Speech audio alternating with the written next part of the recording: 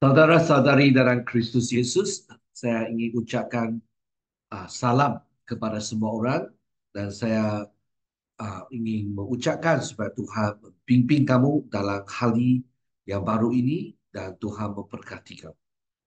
Hubungan anti antara Injil dengan hukum adalah satu tema yang sangat penting dalam Injil Matius bab 5 ayat 17 sampai ke 20, di mana kita akan sama-sama renungi firman ini. Hari ini juga hari kedua, kita menggunakan khotbah John Wesley ke-25, iaitu khotbah Tuhan kita di atas bukit wacana kelima, bahagian kedua, untuk kita sama-sama menerokai, sama-sama menyelidiki dan merenungi akan firman Tuhan dalam Injil Matius bab 5 ayat 17 sampai ke 20. Dan kita akan menggunakan edisi khotbah 25 John Wesley itu yang disuntik oleh Deacon and Barry Johnson, Pastor Methodist Separa Bersara dan Isteri di Bank Park, United Kingdom, dengan pentolan oleh Yad Dakan dan George Yorks untuk Pusat Wesley untuk Teologi Kuda. Saudara-saudari, marilah kita datang kepada Tuhan untuk berdoa. Tuhan Bapa di surga, kami datang kepadamu untuk memahami firman-Mu, untuk menjadi seorang yang berikut firman. Kami berdoa supaya Tuhan membantu kami untuk mengenal Yesus lebih dalam lagi, lebih luas lagi. Oh Tuhan Bapa, kami ingin sedar diri kepada Tuhan. Ampun dosa kami dan bimbing dalam khotbah ini. Semua dengan apa yang dicakap oleh hamba-Mu dan apa fikiran yang difikir oleh orang yang menonton video ini diberkati Tuhan, diperkenan oleh Tuhan. Dalam nama Yesus Kudus kami berdoa. Amin.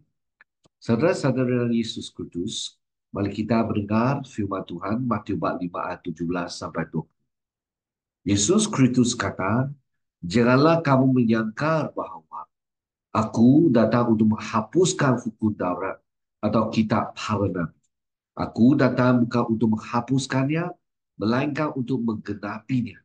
Kerana sesungguhnya aku berkata kepadamu, selagi langit dan bumi belum lenyap, satu titik atau satu huruf pun tidak akan ditiadakan daripada hukum Taurat.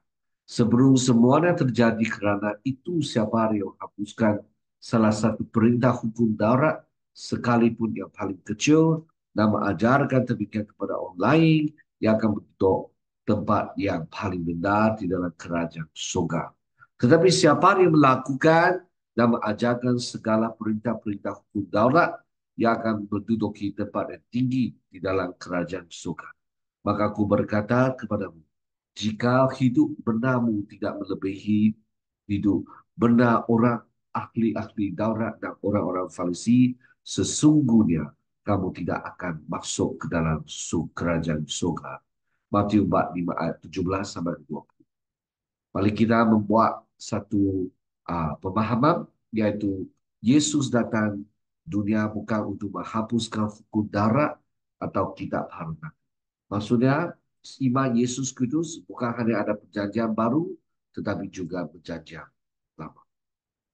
Tapi kamu mungkin tanya, mengapa kita masih mau belajar perjanjian lama?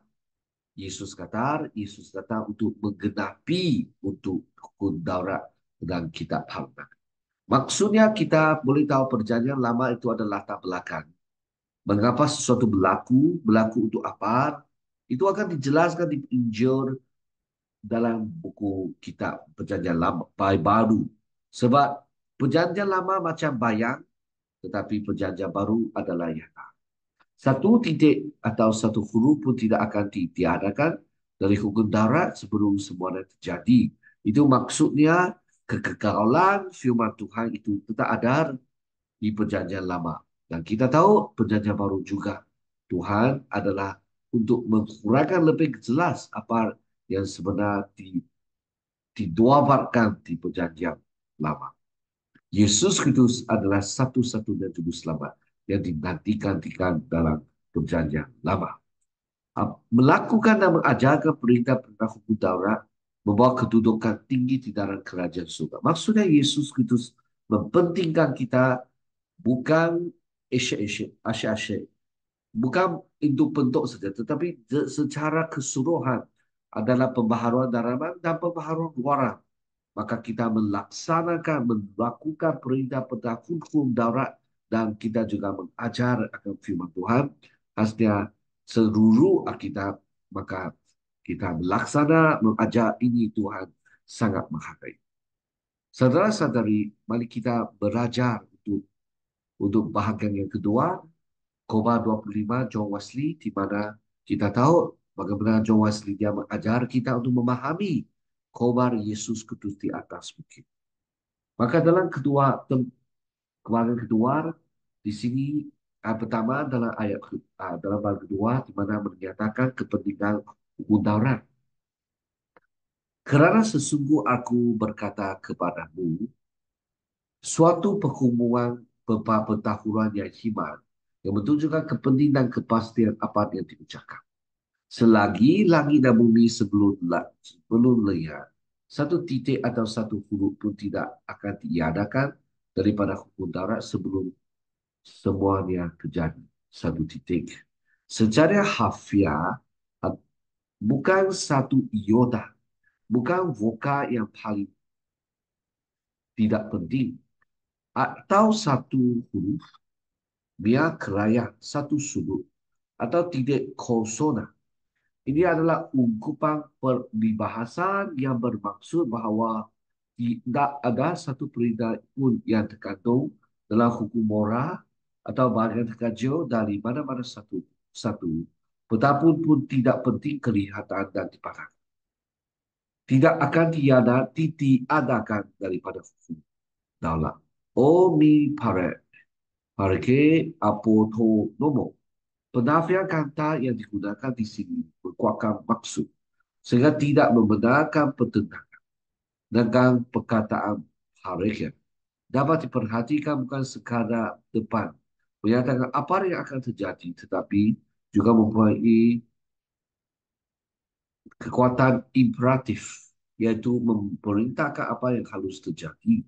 Ia adalah kata-kata yang berwibayah menyatakan kehendak dan kuasa berdaulat. Dia yang berfirman. Yang firmannya adalah hukum langit dan bumi dan tetap tegur selama-lamanya. Satu titik atau satu huruf pun tidak akan tiada selagi langit dan bumi belum leyap. Atau seperti yang dinyatakan secara selepas itu. Eis en pata gitai. Sehingga semua atau lebih tepat segala sesuatu digenapi. Sehingga kesempurnaan segala sesuatu. Oleh itu tidak ada ruang untuk pengelakan yang lemah. Yang sangat menyenangkan beberapa orang bahawa tidak ada bahagian hukum Taurat yang akan berlaku sehingga semua hukum Taurat digenapi. Tetapi ia telah digenapi oleh Kristus. Dan oleh itu sekarang mesti berlalu agar Injil akan ditegakkan. Tidak demikian perkataan semua tidak bermaksud semua hukum Taurat. Tetapi segala sesuatu yang di alam semesta. Kerana istilah yang digenapi juga tidak ada kaitan dengan hukum Taurat. Dengan sesuatu di surga dan di. Maka di sini kita mempentingkan hukum Taurat tetap penting dan tidak akan ditiadakan selagi-lagi dan bumi masih ada. Kristus datang untuk menggenapi hukum Taurat bukan untuk menghapuskannya. Dan hukum Taurat akan tetap berlaku sehingga Kristus punya segala sesuatu. Kita tahu apabila kita kata firman Tuhan hasil hukum ataupun Taurat itu kita bahagi kepada tiga. Satu ialah hukum moral iaitu 10 hukum itu mesti dikekalkan seperti yang dikatakan di sini. Dan dalam pendidikan kemarin kita tahu untuk Taurat di bahagian ritual atau seremonial ataupun upacara itu dimasukkan, dimusnahkan. Sebab Yesus Kristus sudah menggantikan, sudah menggenapi apa yang ada dalam upacara, uh, dalam ritual, dalam seremonial. Sebab Yesus Kristus adalah domba yang dipersembahkan. Domba Tuhan yang mengampuni dosa kami disebabkan Yesus mengampunkan dosa kita sebagai orang yang mengikut Yesus. Saudara-saudari, kita tahu adalah satu jenis lagi hukum daulat, iaitu dalam masyarakat, di mana tidak akan kita lakukan sebab konteks adalah berlainan. Tetapi 10 hukum tentang moral, tentang kasih Tuhan dan kasih orang lain itu tetap ada. Saudara sadari hubungan antara hukum, daulat dan Injil. Dari semua ini kita dapat belajar bahawa tidak ada pertentangan sama sekali antara hukum Taurat dan Injil. Bahawa tidak perlu hukum Taurat berlalu untuk menegakkan Injil. Manakala orang kata hari ini ada zaman perjanjian baru, janganlah kita cakap tentang perjanjian lama. Itu tidak betul dan bukan ajaran Yesus. Ada fungsi dia hukum, 10 hukum sebagai gantungan untuk kehidupan yang suci yang Tuhan inginkan. Tetapi kita bukan dengan daya diri dengan serah diri kepada Injil, dengan kuasa daripada Yesus, kuasa daripada Roh Kudus, kuasa dari Tuhan Bapa untuk membuat semua itu. Sesuatu tidak ada yang mengantikannya, yang lain. Tetapi mereka bersetuju dengan sempurna. Ya, kata-kata yang sama. Jika dipandang, ditimbang, pertimbangkan dari sudut pandang yang berbeza adalah bahagian dari hukum, Taurat dan Injil. Jika diangkat sebagai perintah, ia adalah bahagian daripada hukum Taurat. Jika diangkat sebagai janji dari Injil. Jadi, kasihilah Tuhan Allahmu dengan segenap hatimu. Apabila diangkat sebagai perintah adalah cabaran hukum Taurat. Apabila ia diangkat sebagai janji adalah bagian penting dari Injil. Injil tidak lain adalah perjanjian, perintah-perintah hukum Taurat yang dianjurkan sebagai janji. Oleh itu, kemiskinan rohani, kesucian hati dan apa-apa pun yang diperintah dalam hukum kudus Allah tidak lain apabila dilihat dalam cahaya Injil adalah janji-janji yang besar dan benar. Di sini kita perlu ketahui dalam perjanjian lama ada hukum daulat menggantungi perintah-perintah Allah yang harus dipatuhi. Seperti selain Tuhan, tiada Tuhan kita perlu sebar, tidak boleh mencipta pahala untuk disebar. Kita perlu berwaspada untuk nama Tuhan, menghormati, dan juga kita perlu mentaati sahabat. Kita perlu taati kepada ibu bapa sebagai kasih orang. Janganlah uh, membunuh, janganlah berzina, janganlah merompak ataupun mencuri seseorang punya barang, dan janganlah memfitnah orang lain dan dengan saksi yang palsu, dan juga janganlah kita inginkan orang-orang kepunyaan orang lain. Saudara-saudari, kita tahu ada perintah dalam hukum Taurat, tetapi juga dia dianjurkan kepada janji sebab kita memerlukan Yesus untuk membuat semuanya. Mensanjikan perintah pada hukum Taurat sebagai janji-janji. Apabila kita dapat buat semua ini, Tuhan memang berkati. Itu adalah janji ataupun Injil. Keselesaan. Hukum Taurat dan Injil bersetuju dengan sempurna dan saling melengkapi. Injil membawa kita kenal Kristus. Sebab Injil ada tentang Yesus.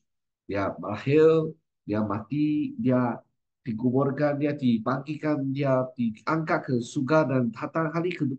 Lain kali dia akan datang lagi. Dengan Injil Yesus Kristus, kita ada kuasa, kita ada hidup dalam Yesus dan kita dapat melaksanakan perintah. Perintah dalam hukum Taurat, janji dalam cahaya, Injil. Saudara-saudara, dengan Yesus Kristus, kuasa daripada Injil, kita dapat buat hubungan erat antara hukum Taurat dan Injil. Oleh itu adalah hubungan paling elak yang dapat dibayangkan antara hukum Taurat dan Injil. Di satu sisi, hukum Taurat terus-menerus membuka jalan untuk menunjukkan kita kepada Injil. Di sisi lain, Injil terus-menerus menutup kita kepada pemenuhan hukum Taurat yang lebih tepat. Hukum Taurat misalnya menutup kita untuk mengasihi Allah, mengasihi sesama kita, untuk lemah lembut, rendah hati atau kudus. Kita merasa bahawa kita tidak cukup untuk hal-hal yang bahawa dengan manusia hal ini mustahil. Tetapi kita melihat janji Allah untuk membeli kita kasih dan menjadikan kita rendah hati, lemah lembut dan kudus. Kita berpegang pada Injil, kabar baik ini. Ia dilakukan kepada kita sesuai dengan iman kita dan kebenaran hukum Taurat dipenuhi dalam diri kita.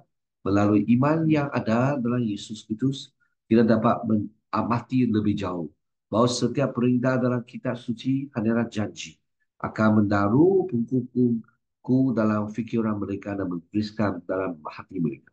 Allah telah berjanji untuk memberikan apapun yang diperintahkan. Apa yang memberikan kita untuk berdoa tanpa henti, untuk selalu sukacita, untuk kudus seperti Dia kudus. Itu cukup. Ia akan mengerjakan hal ini dalam diri kita. Itu akan terjadi kepada kita sesuai dengan firman. Menurut kasih kepada Allah dan sesamanya kelemah lembutan, kerendahan dan kedudukan. Itu hukum daulat. Kesedaran manusia adalah tidak mampu untuk mematuhi tuntutan kubang hukum daulat sendiri. Maka Allah berjanjilah untuk memberikan kasih dan menjadikan kita rendah hati, lemah lembut dan kudus. Melalui iman dalam Kristus Yesus, kebenaran hukum daulat dipenuhi dalam diri kita. Saudara-saudari dalam Yesus Kudus, tetapi jika hal-hal ini demikian, kita tidak dapat bingung apa yang harus kita fikirkan tentang mereka yang di sepanjang zaman gereja telah berusaha untuk mengubah atau menggantikan beberapa perintah.